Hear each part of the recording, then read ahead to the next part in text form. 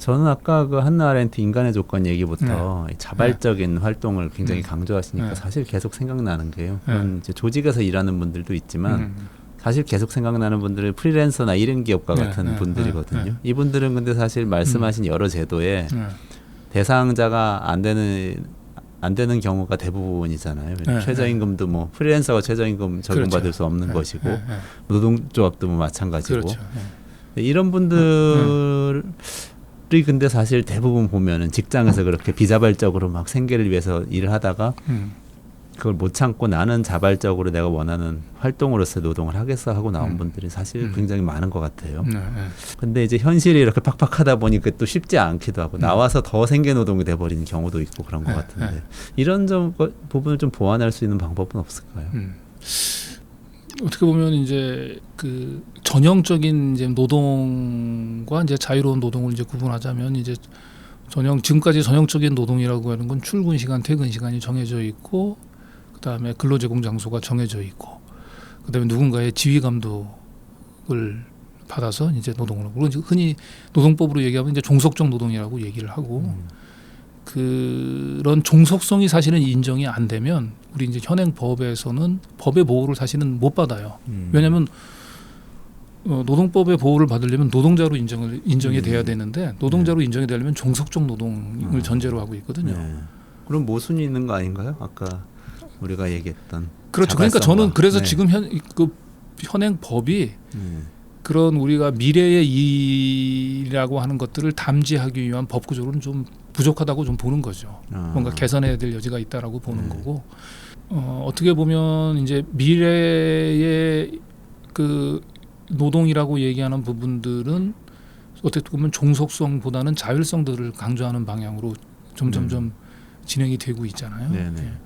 그래서 그런 차원에서 보면 우리의 노동법으로부터 보호를 받을 수 있는 노동의 영역이 점점 줄어들 가능성이 매우 높습니다. 4차 산업혁명 플랫폼 그렇죠. 노동 뭐 이런 이야기하고 연결된 이야기 그런 거죠. 그리고 또 한편으로는 이러한 산업 구조의 변화, 그다음에 우리가 뭔가 노동의 어쨌든 의미 있는 변화를 위한 어쨌든 노동의 자율성 확보 이런 차원의 뿐만 아니고 그 실질적으로는 종속적인 노동임에도 불구하고 노동법의 규제로부터 벗어나기 위해서 탈법적으로 그 강제적인 그 자율 노동의 외피를 씌운 실질적인 종속 노동 이런 부분들이 또 굉장히 한편에서 많아지고 있잖아요. 그게 흔히 얘기하는 이제 간접 고용이라고 얘기하는 그리고 뭐 흔히 그 영화계에서 그렇죠. 사내하청 이런 것들이죠. 그러니까 영화계나 뭐 드라마, 방송국에서 많이 얘기하는 흔히 얘기하는 프리랜서들. 그렇죠. 그 뭐 방송국 뭐 가끔씩 뭐 출연해 보셨던 경험이 있으면 알겠지만 거기 방송국에 들어가서 자리에 앉아가지고 자기가 뭔가 얘기를 하는데 관여된 스태프들이 얼마나 많습니까? 맞아요. 그 스태프들 가운데서 아마도 정규직은 10% 미만일 거예요. 맞아요. 그리고 비정규직 가운데서 상당 부분들은 프리랜서로 일을 하고 있어요. 그런데 그분들이 실질적으로 프리랜서 아니잖아요. 그분들이 자유롭게 업무를 선택을 하나요? 자유롭게 출퇴근 시간을 정하나요?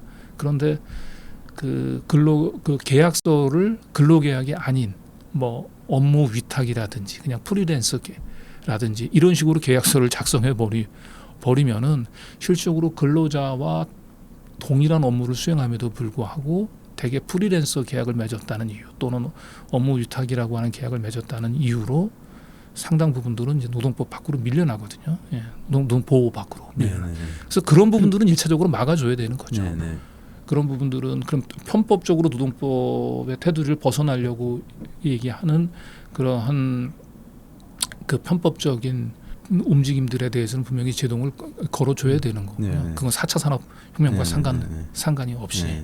그런데 어쨌든 미래의 이 일은 분명히 자율성들을 강조하는 방향으로 나갈 겁니다. 그런 차원에서 그것들을 좀 포괄하는 영역으로 노동법은 변해가야 되는 거예요.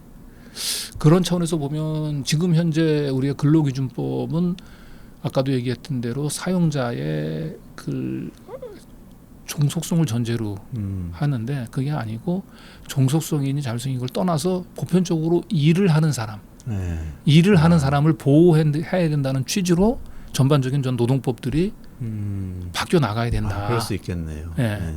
만약에 그렇게 바뀐다고 하면 일을 하는 사람이라고 하면 예컨대 뭐 혼자서 식당을 운영하시는 분들 이런 분들도 일을 하시는 그렇죠. 분들이시잖아요. 예. 그러니까 굉장히 넓어지겠네요.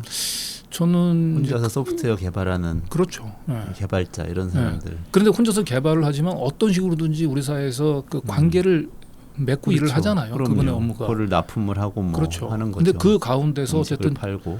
지배적으로 그 사람의 어쨌든 노동 조건을 결정하는 사람이라는 게 있을 거예요. 그럼 그런 사람들은 그 지금 현재 노동법상 전형적인 사용자라고 볼 수는 없지만 직접적으로 고용계약을 맺고 있는 사용자라고 볼 수는 없지만 사실상 사용자로에 준하는 그 의무들을 사실은 좀 부과하는 그런 사람들도 현행 근로기준법이나 아니면 그 뭐 산업안전보건법 바깥 쪽에 있지만 실질적으로 사용자로서 지배적인 영향력을 행사하는 사람들은 노동법 안으로 끌어들여야 되고 단순히 종속적 노동을 하지 않는다는 이유로 노동법 밖으로 지금 배제되어 있는 분들은 우리가 노동법의 보호 영역을 일하는 사람이라고 하는 걸로 좀 넓혀서 끌어들여야 되고 그리고 당장의 근로기준법이 어렵다고 한다면 최소한 노동조합법만이라도 노동조합법은 기본 정신이 근로조건을 국가가 나서서 표준적인 근로조건을 정하고 그걸 통해서 보장해 주는 게 아니고 노동자가 스스로 자기의 노동조건을 향상시키는 자주적인 결사, 합법적인 결사권을 보장을 해주는 거잖아요.